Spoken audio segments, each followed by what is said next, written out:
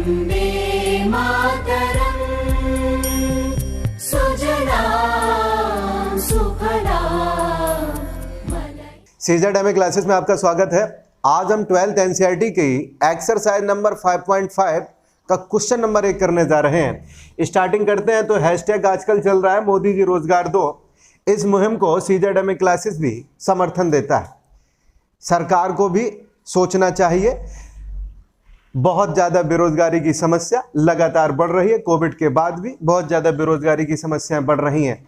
निजीकरण बड़े धड़ल्ले से बड़ी तेजी के साथ चल रहा है और जिसका पुरजोर विरोध करता है सीजेड क्लासेस। इतनी तेजी के साथ निजीकरण करना बिल्कुल पूरी तरीके से गलत है। रोजगार के मामले में, धांधली के मामले में इस सरकार ने सभी रिकॉर्ड लगभग तोड़ दिए हैं। सभी रिकॉर्ड तोड़ दिए हैं। जहां देखिए तहां बिल्कुल गड़बड़ नंबर एक से एक रखे। पारदर्शिता जब तक नहीं है तब तक इस देश का भविष्य गर्त में जाएगा। लोग बाग पैसे देकर नौकरियां आजकल खरीद रहे हैं और नौकरियां खरीदते रहे हैं और आज भी वही प्रक्रिया जारी है।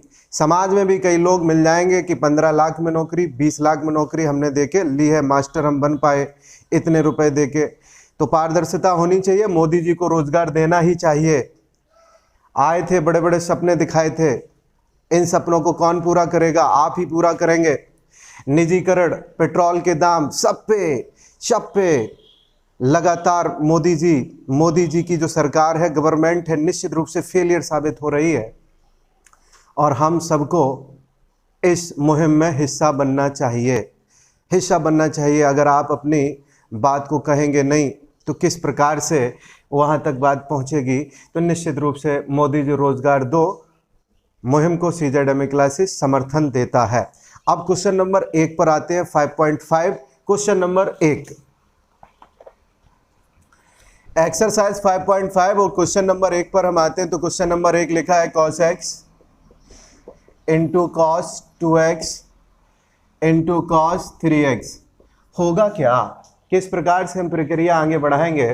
तो सबसे पहले आप देख रहे हैं कि इन तीनों का आपस में मल्टीप्लाई है। तो पहले करिए क्या? तो इसको मानिए y इक्वल टू, पहले नंबर पे यहाँ पे हमने माना y equal to cos x into cos 2x into cos 3x। अगर तीन चीजों का मल्टीप्लाई है तो आप क्या करिए? लॉग लीजिए। और आपको करना क्या है? तो वो कहता है x के सापेक्ष अवकलन करना है। तो सबसे पहले x के सापेक्ष अवकलन निकालने के लिए आपको करना पड़ेगा, यहाँ पे लॉग लेना पड़ेगा। तो हम लेंगे दोनों पक्षों का लॉग लेने पर। अब जब दोनों पक्षों का लॉग लेंगे तो होगा क्या? तो होगा ये लॉग बाई।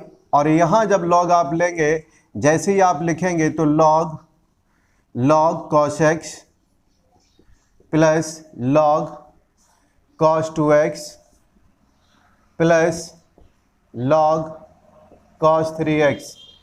ये फॉर्मूला होता है, आपने ये फॉर्मूला जरूर पढ़ा होगा, लॉग m गुणा n का। अब इसके साथ साथ में m है, n है, आप इसे l मान लीजिए कुछ इस प्रकार से। तो फॉर्मूला आपका होगा क्या? तो फॉर्मूला होगा log m plus log n plus log l। ये फॉर्मूला होगा log m गुणा n का फॉर्मूला क्या? log m plus log n plus log l। ये फॉर्मूला होता है। इसको हमने अब लिख दिया। अब वापस हम लोग चलते हैं इस प्रश्न के ऊपर। उसमें लिखा है कि log cos x, log 2x, log 3x।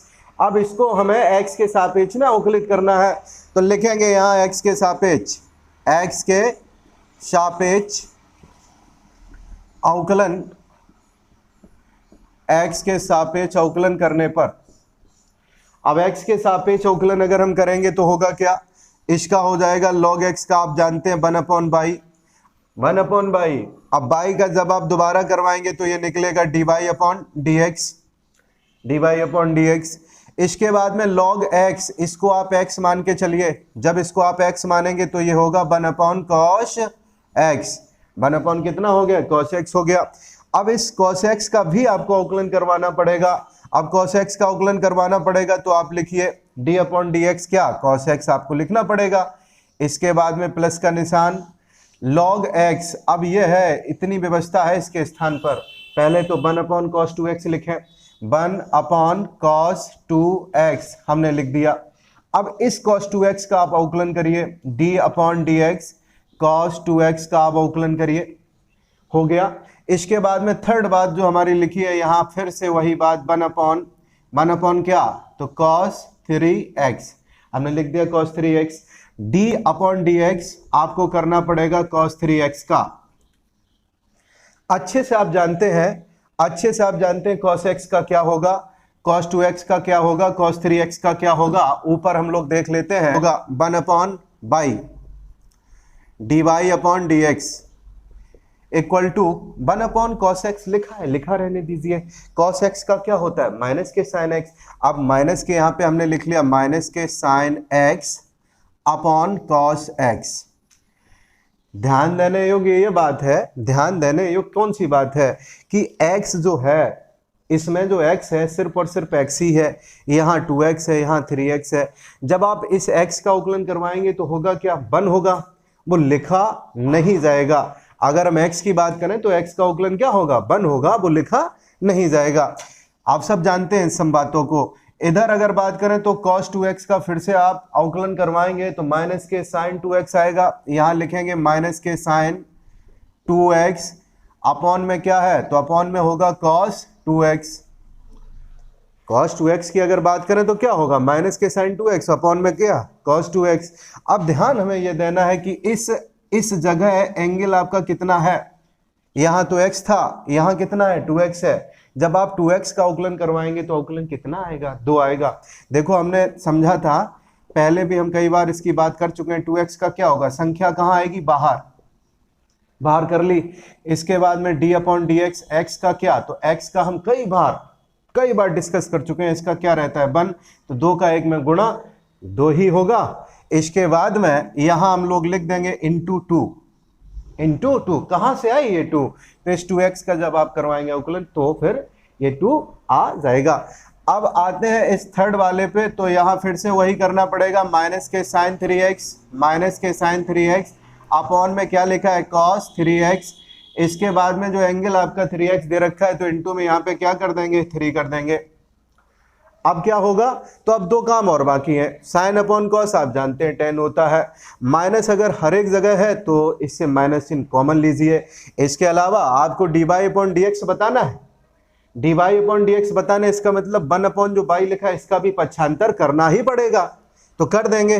देखिए क्या होगा, तो dy/dx, इस बाई को आप पक्षांतर कीजिए, माइनस चिन्ह हमने रख लिया, इस बाई को हमने पक्षांतर कर दिया और यहां ब्रैकेट के अंदर लिखेंगे tan x, और ये 2 आप आगे रखिए plus 2 sine 2x upon cos 2x। tan 2x होगा तो लिख दिया हमने tan 2x।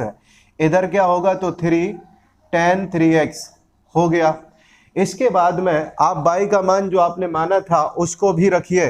क्या माना था आप सबको पता होना चाहिए, बाई का जो मान था आप देख लीजिए, यही माना था cos x, cos 2x और cos 3x, ये हमने मान माना था। इसके बाद में जैसी बात लिखिए वैसी ही लिखिए, tan 2x plus tan 3x। ये हमारे क्वेश्चन नंबर पहले का 5.5 का आंसर होगा। क्वेश्चन नंबर सेकंड को हम देख लेते हैं। तो सबसे पहले हम लोग लिखेंगे माना बाई इक्वल टू √x-1 और इधर लिखा है x-2 और इसके बाद में x-3, x-4, x-5, यही तो लिखा है। अब क्या करेंगे, किस प्रकार से करेंगे, तो वही बात है, आपको लॉग लेना पड़ेगा। एक ही जैसी बातें लिखी, अलजेब्रिक फंक्शन है और अंडर रूट को आप अच्छे से जानते हैं, 1/2 घात इसका मतलब होता है। देखिए क्या करना पड़ेगा, सबसे पहले आप इसको सही रूप में लिखिए, x-1 x-2 ये लिखा है, और इसके बाद में आप करेंगे क्या, तो x-3 x-4 और x-5 है, इसको इस प्रकार से लिख लीजिए। इसके ऊपर 1/2 घात लगाइए। ये हमने क्यों किया, क्योंकि यहाँ 2 फॉर्मूले हम आपको बताने जा रहे हैं। पहला फॉर्मूला log m की पावर n, तो इसका आंसर होता है n, जो घात है वो आगे n log m। ये एक फॉर्मूला हो गया आपका फर्स्ट फार्मूला। अब दूसरे की अगर बात कर लें तो आपको दूसरा फार्मूला भी पता होना चाहिए, log m बटे n। आखिरकार क्या होता है log m बटे n? तो ये होता है log m minus log n, ये होता है फॉर्मूला। अब इस प्रकार से इसको हम फॉर्मूलों को ब्रैकेट के अंदर कर देते हैं। तो हम पहले फॉर्मूले को यूज़ करेंगे और 1/2 घात को कहाँ आगे लाएंगे। वो तब संभव है जब आप दोनों पक्षों का लॉग लेंगे। इसके बाद में इन दोनों का आपस में मल्टीप्लाई है तो ये प्लस के रहेंगे। इसके बाद में आप देख रहे हैं कि इनके बीच में जो संबंध है वो m बटे n के रूप का है। इसका मतलब नीचे वाली जो व्यवस्थाएं हमारी लिखी हैं ये माइनस की होंगी, तो माइनस एक बार आ जाएगा। उसके बाद में वही फॉर्मूला m गुणे n गुणे l का लगाया जाएगा। अब इतनी बातें हमने कह दी, अब इसको समझ लीजिए क्या होगा। तो लिखेंगे दोनों पक्षों का लॉग लेने पर, जब आप दोनों पक्षों का लॉग लेंगे तो यहाँ पे लॉग बाई होगा, लॉग बाई, और 1/2 जो है वो आगे आ जाएगा 1/2 इस प्रकार से। और इसके बाद में ये पूरा लॉग का फंक्शन बनेगा। हम एक ही बार में आपको लिख के दिखा देते हैं आखिरकार क्या बनेगी व्यवस्था। तो लॉग x माइनस 1, 2-3 सूत्र एक साथ हमने अप्लाई कर दिए हैं, प्लस का निशान लगाइए। अब नीचे वाले को मत देखिए, x माइनस 1 x माइनस 2 को देखिए जो हमने पहले वाले क्वेश्चन में किया था। तो आपको यहाँ पे प्लस वाला सूत्र लगाना पड़ेगा, log m गुणे n, मतलब log m plus log n। तो log m हो गया, इसके बाद में log हम करेंगे n। अब दूसरी बात पे आ जाइए, ये m बटे n का फॉर्मूला, इसका मतलब log m आपने लिख लिया, ये पूरा यहाँ माइनस का निशान आपको लगाना पड़ेगा। माइनस का निशान हमने लगाया, log लिखा। अब इसके बाद में होगा क्या, यहाँ आप ब्रैकेट लगा लीजिए। इधर लिखा है x माइनस 3, तो यहाँ लिख देंगे x माइनस क्या 3। ब्रैकेट की अगर बात करें तो यहाँ मजला ब्रैकेट हम लोग यूज कर देंगे। इसके बाद में प्लस log x माइनस 4, और इसके बाद में आपको लिखना पड़ेगा log x माइनस क्या 5 लिखना पड़ेगा। अब अगली जो लाइन हमारी रहेगी वो रहेगी x के सापेक्ष अवकलन करने की। अब हम x के सापेक्ष अवकलन x के सापेक्ष अवकलन करने पर, x के सापेक्ष जब आप अवकलन करेंगे तो निश्चित रूप से आप जानते हैं log बाई का क्या होगा, 1/बाई होगा। तो लिख लेंगे 1/बाई, और बाई का जब आप दोबारा से करवाएंगे तो ये हो जाएगा dy/dx हो जाएगा। 1/2 जैसे हैं वैसे ही रखिए। इसके बाद में ब्रैकेट के अंदर क्या होगा, log x minus 1, log x minus 1 मतलब log x का मतलब क्या होता है, 1/x होता है। तो 1/x के स्थान पे ये x माइनस 1 लिखा है, ये वाली बात लिखी है, तो यहाँ लिख दीजिए x माइनस 1। अब आप एक और बात बताइए, एक और बात हम आपसे पूछते हैं कि x माइनस 1 का जब आप अवकलन करवाएंगे क्या होगा। तो आप यहाँ देख लीजिए, एक को समझ लीजिए, बाकी के समझ में आ जाएंगे। d/dx जब आप x माइनस 1 का करवाएंगे तो होगा क्या, समझिए। तो d/dx यहाँ होगा x, ठीक है, माइनस का ये निशान, d/dx 1 का आप करवाएंगे तो ये तो हो जाएगा क्या 0, ठीक, माइनस का निशान, d/dx x का क्या होगा 1 माइनस 0 का मतलब क्या होगा 1 होगा। इसलिए यहाँ अवकलन करवाने की कोई आवश्यकता नहीं है। ऐसे ही जब आप इसका करवाएंगे तो 1 माइनस 0 1 माइनस 0 1 माइनस 0 1 माइनस 0, तो अलग से अवकलन करवाने की दिखाने की कोई आवश्यकता हमें नहीं पड़ेगी। तो इसका answer x minus 1 x minus 1 x minus 1 जो हमने लिखा है, इसका जो आंसर है x माइनस 1 यहाँ होगा। इसके बाद में ये क्या होगा, 1/x माइनस क्या 2 हो जाएगा। और इधर की अगर बात करें तो ये माइनस निशान है, माइनस निशान, minus 1/x minus 3 minus 1/x minus 4, और इधर बताइए माइनस 1/x माइनस क्या होगा 5 होगा। अब इतनी बातें हमें समझ में आ गई, और इसके बाद में आप एलसीएम ले लीजिए, लघुत्तम ले लीजिए, लासा ले लीजिए। अब जब लासा लेंगे और बाई का आप पक्षांतर करेंगे तो फिर काफ़ी बातें आपकी आपस में क्रॉस हो सकती हैं।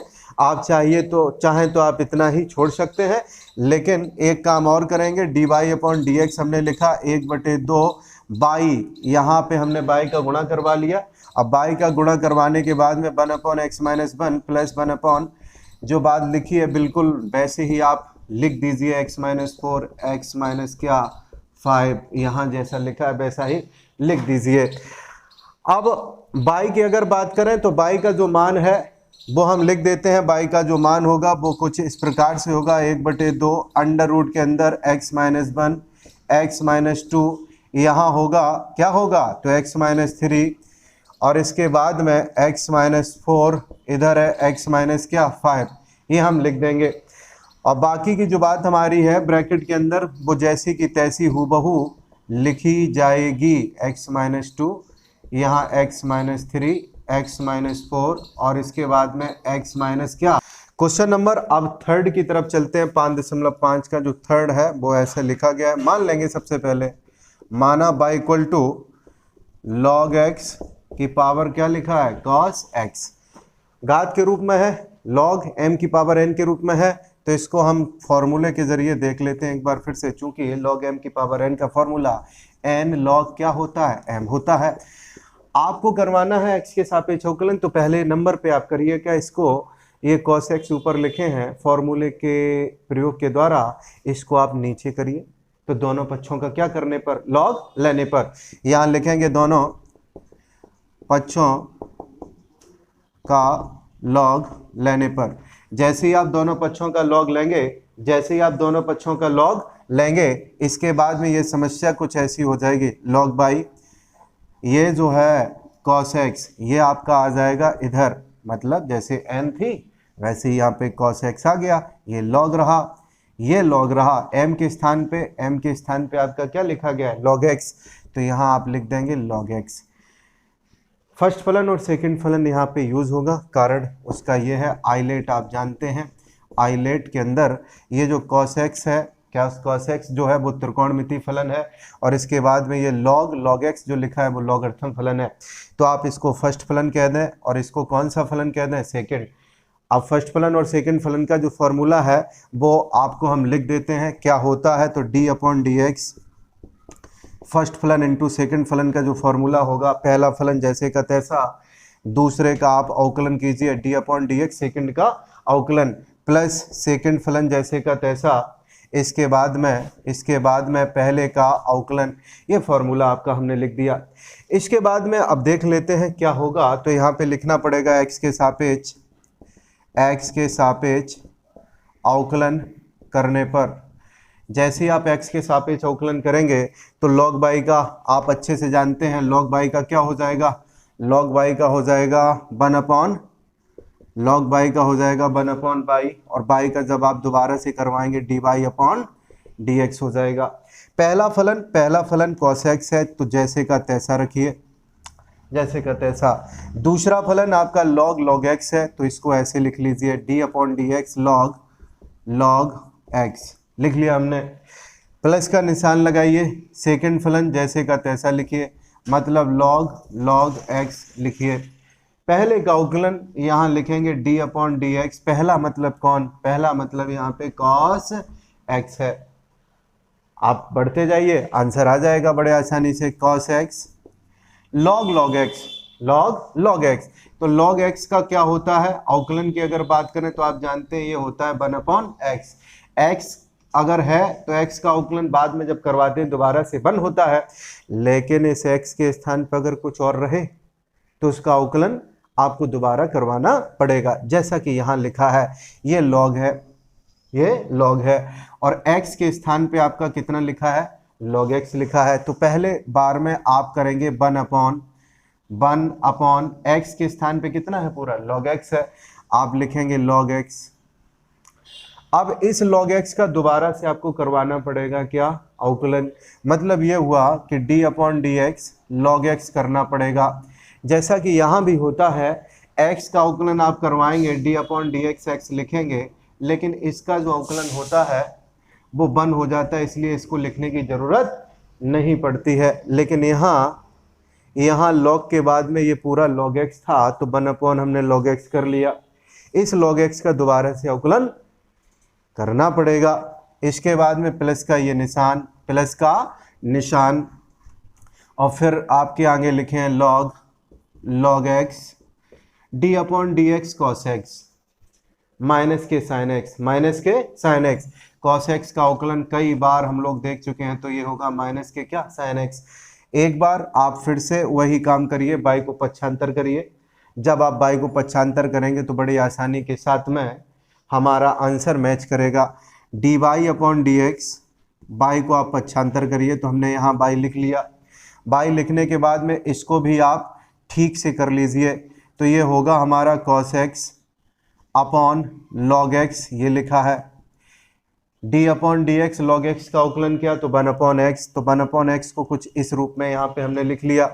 माइनस का निशान आगे, minus sine x log x.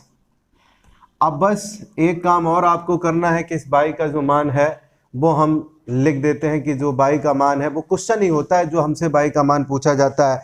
तो आपसे कह रखा था कि ये जो बाई का मान है वो है log x की पावर क्या, cos x।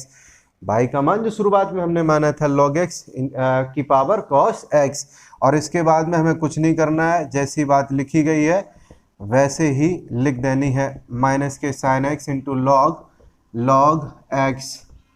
ये हमारा क्वेश्चन नंबर 3 का आंसर रहा।